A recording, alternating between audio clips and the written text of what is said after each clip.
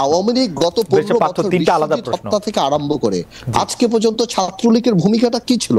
টেন্ডারবাজি, চাঁদাবাজি, মারামারি, হেলমেট বাহিনী ছাড়া। তো যেই রাজনৈতিক দলের অবস্থান সেটা হবে রাজনৈতিক দলের নামে ছিল।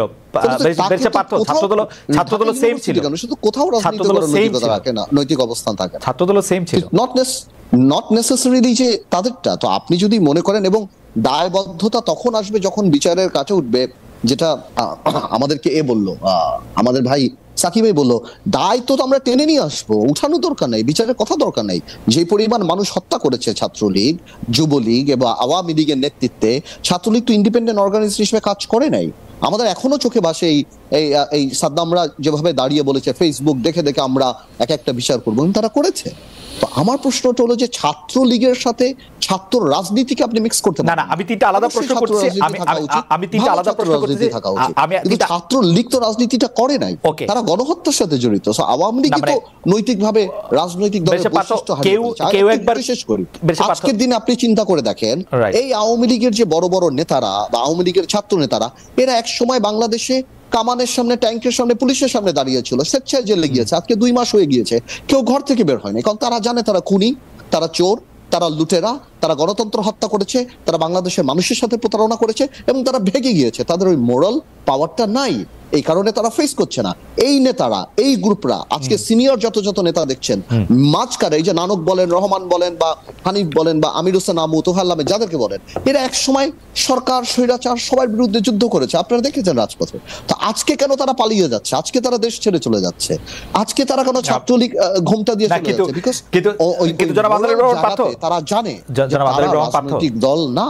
জনাব আদরের রহমান, একটা অফ টপিক, একটা মানে, কারণ এই প্রশ্নটা রিলেটেড, সেটা হচ্ছে যে জামাতে ইসলামীও তো আসলে 1971 সালে এই রকম একটা গণহত্যাকে যারা সমর্থন করেছিল, গণহত্যা যারা করেছিল তাদের সমর্থন করেছে, কিন্তু তাদের রাজনীতি করার ক্ষেত্রে তাদের জোট করার ক্ষেত্রে তো তাতে কোনো বাধা হয় নাই। আপনি খুবই ভালো কথা বলছেন, এবং আমি আপনাকে ভেঙে দিই, আমরা জামাতে ইসলামীর জোটের অবস্থা, জামাতে ইসলামের অবস্থানটা প্রথম থেকেই তারা স্বাধীনতার বিরুদ্ধে ছিল। জামাতের আমির যত এক্সপ্লেনেশন করছে, তার চেয়ে বেশি তো পাকিস্তান ইমরান খান এক্সপ্লেনেশন করছে যে তাদের জন্য ভুল ছিল আমাদের সাথে কাজ করা বা এই দেশ বিভক্ত করা। সো জামাত ইসলামীর ব্যাপারটা প্রথম থেকেই ছিল। আর Awami League betrayed with the people, মানুষ আওয়ামী লীগকে ট্রাস্ট করেছে উইথ ডেমোক্রেসি, মানুষ আওয়ামী লীগের হাতে ক্ষমতা দিয়েছে, মানুষ 2008 সালে ভোট দিয়েছে, মানুষ, আওয়ামী লীগ স্বাধীনতা যুদ্ধে লিডিং পলিটিক্যাল পার্টি ছিল। জামাত তো প্রথম অবস্থা থেকেই খারাপ ছিল, এবং সেখানে তারা গণহত্যার সাথে জড়িত ছিল, এটা ছিল সেটা ছিল, সেটার জন্যই তো আজকে তাদের এই অবস্থান। এবং আমরা জোট করেছি জামাতের সাথে, অবশ্যই আমরা জোট করেছি, কিন্তু জামাতের ওই অবজেকশন গুলিকে রেখেই তো আমরা জোট করেছি। সো কালকে ডেফিনেটলি আজকে জামাতেরও আওয়ামী লীগের গণহত্যা নিয়ে নৈতিকতার জায়গা থেকে প্রশ্ন উঠে যে আওয়ামী লীগও সেভাবে, জামাত ইসলামও সেভাবে চ্যালেঞ্জ করতে পারবে না, বিকজ তাদের হাতেও রক্ত আছে। একটু যদি কম কথায় একটু বলেন যে আপনি গুজব নিয়ে কি বলবেন? এই গুজবের কারণ কি? আমরা কিন্তু নানা ধরনের গুজব দেখি, আমরা এমনিতেই একটা ইনফরমেশন সুপার ডায়রিয়ার মধ্যে আছি, অনেকে এটা এরকম এই শব্দটা কয়েন করছেন যে চারিদিক থেকে ইনফরমেশন আসছে এবং এর মধ্যে থেকে গুজব ঢুকানো হচ্ছে, গুজব কেউ ঢুকাচ্ছেন। এইটার মধ্যে যেমন কালকে পরশু সবচেয়ে জনপ্রিয় গুজব ছিল ক্যান্টনমেন্টে জানি কি হচ্ছে, ওয়াকার সাহেব আর ইউনুস সাহেবের মধ্যে জানি কি হচ্ছে। আপনি এগুলিকে আসলে কিভাবে দেখেন? কেন এইসব গুজব ডালপালা মেলছে? এই গুজবের কারণ কি? সাংবাদিকরাও কিছু, গণমাধ্যম, এটা যে গুজব, ইতিমধ্যে এটা নানাভাবেই আলোচিত হয়েছে, যেটা পুরোটাই গুজব, এবং এই গুজব তৈরি করা হচ্ছে, গুজব তৈরি করে গুজব ডিসেমিনেট করা, মানে সঞ্চারিত করার যথেষ্ট মানে ক্ষমতা এখন তৈরি হয়েছে মানে বিশেষত সামাজিক মাধ্যমের কারণে। তো এইটা তৈরি করার পেছনে যে মানে পতিত ফ্যাসিস্ট শক্তির একটা ভূমিকা আছে, সেটা খুব সহজেই অনুমেয় বোঝা যায় যে তারা চাইছে একটা ডিস্টেবিলাইজ করার জন্য, এবং এই সরকার ব্যর্থ হয়ে যাচ্ছে। একাডেমিক ইন্টারেস্ট একটা প্রশ্ন করি, গত সরকারকেও আমি যত প্রশ্ন করেছি, তারা একটা বলতো যে আওয়ামী লীগের মধ্যে নাকি ঘাপটি মেরে জামাত, বিএনপি এগুলি বসে আছে এবং সেই কারণে নানা ধরনের কিছু ঘটতেছে।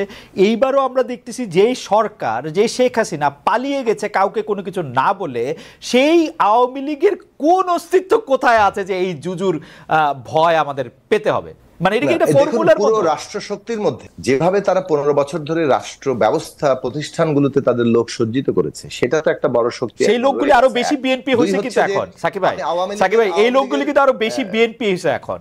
তারা কত বেশি বিএনপি, কত বেশি জামায়াত, এটা প্রতিষ্ঠিত করার জন্য তারা প্রাণপণ করে। একজন আওয়ামী লীগের লোক আপনি পাবেন না। একজন, এই যে পার্থ সঠিক কথা বলছে, 2 মাসের মধ্যে একজন আওয়ামী লীগের নেতা দাঁড়ায় বলেন নাই যে আমি আওয়ামী লীগ করি, আমি যা করছি ঠিক করছি, একজনও বলেন নাই, একজনও বলেন না। কিন্তু আপনি দেখেন, একজন বলেছেন, শেখ হাসিনা বলেছেন। তিনি শেখ হাসিনা বলছেন কিনা আমি জানি না, শেখ হাসিনা বলছেন কিনা আমি জানি না। ওই তোরাবরা পাহাড় থেকে, সাকিব ভাই, তোরাবরা পাহাড় থেকে কি বলছে না বলছে সেটা আমি জানি না, এটা শেখ হাসিনা বলা হইলো না। শেখ হাসিনা মানে শেখ হাসিনা কোনো গণমাধ্যমে বলতো, কাউরে বলতো, এটা শুনতে, এই তোরাবরা পাহাড় থেকে টেলিফোন এগুলি আমি মানি না। না, সেটাই বিষয়টা হচ্ছে যে তোরাবরা পাহাড় থেকে টেলিফোন লিক করা, এই সমস্ত বিষয়গুলো খুবই আমি বেঠিক কাজ মনে করি। কিন্তু শেখ হাসিনার উপরে যেহেতু এক ধরনের কথা বলার, প্রকাশ্যে মানে আনুষ্ঠানিকভাবে কথা বলার একটা বাধা আছে, সে কারণে তিনি টেলিফোন লিকের এই ব্যবস্থাটা গ্রহণ করেছেন তার বক্তব্য প্রচার করার জন্য। কে শুনতে চায়? খুব পরিষ্কারভাবে চলে গেছেন, উনার কথা কে শুনতে চায় সাকিব ভাই? বাংলাদেশে কি উনি একমাত্র আওয়ামী লীগ? উনার কথা কে শুনতে চায়? উনি চলে গেছেন, কাজ করতে চাইছেন, উনি চলে গেছেন বাংলাদেশ থেকে, উনার কথা কে শুনতে চায়? আর আওয়ামী লীগ নাই বাংলাদেশে? না, চলে গেছেন, এটা যদি এত মানে সহজ ভাবার কিছু নেই। বাংলাদেশে আপনারা এটাকে কঠিন ভাবতেছেন। আওয়ামী লীগের যে সেটআপ, সেটাকে খুব দুর্বল ভাবার কিছু নেই। আচ্ছা, আমি একটু জনাব আদালিব রহমান পার্থকে জানতে চাইবো যে জনাব আদালিব রহমান পার্থ, গুজব বিষয় আপনি যদি একটু আলোকপাত করেন। আমি সাকিবের সাথে উইথ ডিউ রেসপেক্ট আমি একটু ডিফার করি যে যেটা বললো যে শেখ হাসিনা বা আওয়ামী লীগ সভানেত্রী উনি লিক করে এভাবে বলার চেষ্টা করছেন, আমার এটা মনে হয় না। এই জন্য মনে হয় না, তাহলে হয়তো এটা আরো প্ল্যান্ড হতো। উনি যেই লেভেলের নেতাদের সাথে কথা বলছেন, গোপালগঞ্জের ছাত্রলীগের আহ্বায়ক কমিটির একজন, সে আবার ধমক দিচ্ছে, নেত্রী আপনি এটা ছেড়ে দেন, আপনি কাউকে দায়িত্ব দেন। অথবা বেলজিয়ামের একজন, যার সাথে 1988 সালে দেখা হয়েছে, তাকে বলা হচ্ছে যেতে। এতে কিন্তু বরং আওয়ামী লীগের দুর্বলতাই বেশি প্রমাণ পায় শক্তির চেয়ে। যে আওয়ামী লীগ এখন মানে আওয়ামী লীগের সভানেত্রী যখন এখানে কথা বলে এই লেভেলের লোক, আমি সিরিয়াসলি আমার মতামতটা বলি, আমার এখানে মতামত বলা দরকার, কিন্তু আমার এখনো এটা বিশ্বাস হয় না এটা মানে এটা এআই দিয়ে করা না, এটা অন্যভাবে করা, এখনো এটা বিশ্বাস হয় না। ঠিক আছে, এনিওয়েজ এটা নিয়ে আমরা কথা নাই। তাহলে আপনি আরেকটা কি জিজ্ঞেস করছিলেন খালেদ? আমি বলছিলাম যে গুজব ছড়ানো এবং গণমাধ্যমের সাথে গুজবের কোনো তখন ছড়ায় যখন একটা সরকার ফার্মলি এস্টাবলিশড থাকে না, এবং বিরোধী যারা থাকে, গুজবটা যারা ছড়ায়, তারা যখন মনে করে যে না এই সরকারকে গুজব দিয়ে আরো উইক করে দেওয়া যাবে। এখন এটা দিস ইজ অন এয়ার, সবাই জানে যে এই সরকারটার সাথে রাজনীতিবিদদের সম্পৃক্ততা কেমন। স্পেশালি আর্মি চিফ যখন বলেছেন যে 18 মাসে নির্বাচন, তখন অনেকে খুব রিয়াকশন দিয়েছেন যে না এটা না, বাট আর্মি বলতেই পারে এই সরকার, আর্মির একটা বিরাট ভূমিকা ছিল। আমি যেটা সবসময় বলি যে আর্মির ভূমিকা ছাড়া এই সরকার ওই স্বপ্নও দেখতে পারতো না এখানে বসার, প্রশ্নই ওঠে না। তো সুতরাং আর্মি একটা কথা বলতেই পারে, এবং এখানে অনেকে আবার এটাকে মানে হোয়াইট এন্ড ব্ল্যাক করে ফেলে। কিন্তু আপনার কাছে কি মনে হয় না আর্মির সাথে বেঁধে গিয়েছে, উপদেষ্টা এটা বলছে। আমার খুব জানতে ইচ্ছা করে, আমি মনে করি এই ধরনের কনফিউশন যখন হয় তখন গুজব আসাটা খুবই স্বাভাবিক।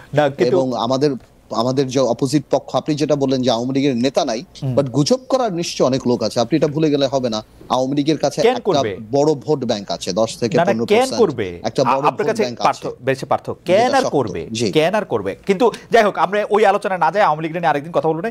কিন্তু ঘটনা হইতেছে যে প্রফেসর ইউনূস যে জেনে বুঝে, আপনার কথা যদি আমি সত্য ধরে নিই, জেনে বুঝে শুধু ছাত্রদের ক্রেডিট দিচ্ছেন, বলছেন ছাত্ররা তাকে নিয়োগ দিচ্ছে, তো সেইটা কি আসলে তিনি একটা জায়গা তৈরি করছেন কিনা যে আর্মির অবদানটা সেটা সরাসরি বা খোলাখুলি স্বীকার না করে? আপনি কি মনে করেন যে উনি একটা, না, আমি উনাকে বেনিফিট অফ দ্য ডাউট দিতে চাই। উনি ইজ আ সিম্পল পারসন, উনি পলিটিশিয়ান না।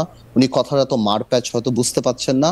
উনি হয়তো ওভার এক্সাইটেড, ওভারওয়েলড হয়ে বাচ্চাগুলো মানে এই ইয়াং ছেলেদেরকে উনি আরো প্রমোট করার জন্য হয়তো এই কথাগুলি মাস্টার মাইন্ড বা এই কথাগুলি বা রিসেট বাটন বা এই কথাগুলি উনি বলছেন। He doesn't mean any harm, আমি এটা মনে করি যে উনি কাউকে কষ্ট দিতে, কাউকে ছোট। কিন্তু আমরা যেহেতু রাজনীতিবিদের জায়গা থেকে দেখি, আমরা যখন মূল্যায়ন করি, আমাদের এখানে ছাড় দেওয়ার কোনো সুযোগ নেই, যার কারণে এই কথাগুলি নিয়ে সবাই বলে আসছে। বিকজ কেউ যদি মাস্টার মাইন্ড হয়, তাহলে আমরা মাস্টার ব্রেইন, যেখান থেকে মাস্টার মাইন্ড বের হয়েছে।